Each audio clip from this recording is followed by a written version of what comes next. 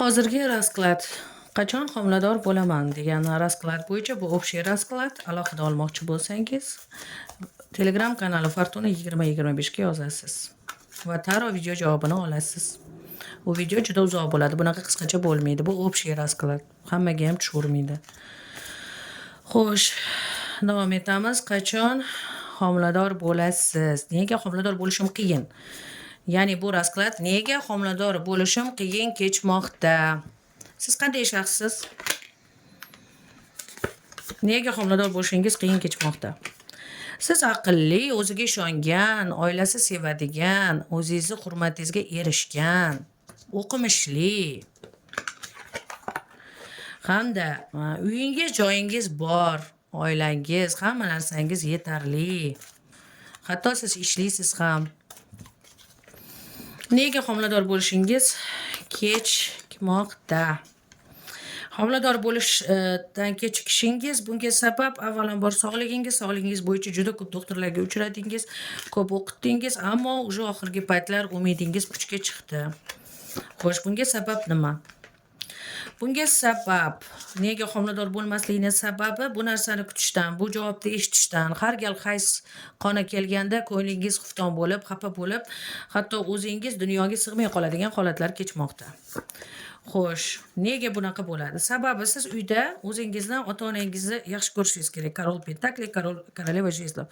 Siz aslida ota-onangizni ko'p urushlarini, konfliktlarini ko'rgansiz yoki yaqinlaringizda birida oilada ko'p konfliktlarni ko'rgansiz. Farzandlar orasida ko'p urushishgan, farzandlari qo'rqoq bo'lgan. Shuning uchun sizda podsoznaniyada farzand ko'rsam qo'rqinchli degan podsoznaniyada bu yuragingizda bor.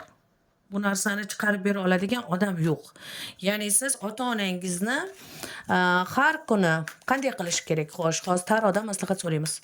Qanday qilsa hayotda o'zgarishlar bo'lishi mumkin? Yaratganning qudrati bilan. Avvalambor yaratganga ayon. Agar sizga nasib qilsa homilador bo'lasiz, yo'llaringiz ochiq. Va siz bu narsadan cho'chimang. Siz o'ylab olasiz, rosa ibodat qilsam keladi, bo'ladi duosi yo'q. Uni aloqasi yo'q. Uni aloqasi yo'q. U battar umidsizlikka cho'ktiryapti. Xo'sh, nima qilishingiz kerak? Tarodan xabar. Tarodan xabar, siz ehson qilishingiz kerak. Ehson. Qanaqa ehson deyish mumkin? 7 ta qo'shniga 7 kosa osh tarqatasiz. 10 ta bo'lsa yana ham yaxshi. Prosta tak. Bu sizni yo'lingizni ochishga va avlod ajdodingizni ruhini chaqirishga yordam beradi. Yana nima qilsa bo'ladi?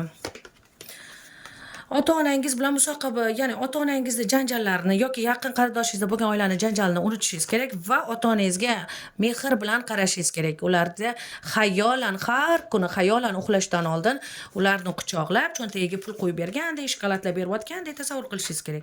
Ota-onangizni qabul qilishingiz bilan, ya'ni o'zingiz sizni boqib olgan odamlarni qabul qilishingiz bilan sizni hayotingizda farzand ko'rish yo'li ochilishi ehtimoli ko'proq bo'ladi.